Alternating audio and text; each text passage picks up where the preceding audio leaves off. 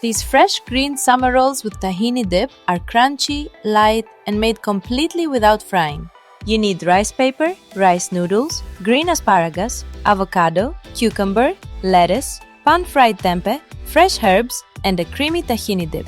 Blanch the green asparagus for 2 to 3 minutes, then chill it in ice water to keep it crisp. Slice the avocado, cucumber, and lettuce into thin strips and cut the tempeh into batons. Pan-fry the tempeh in hot coconut oil until golden and crisp all over. Soften a sheet of rice paper in lukewarm water.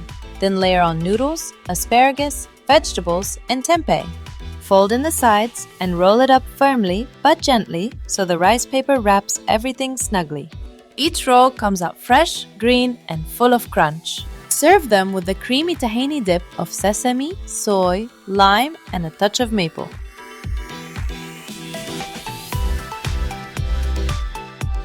The full printable recipe is linked below. Give it a try, and I'll see you in the next one, lovelies.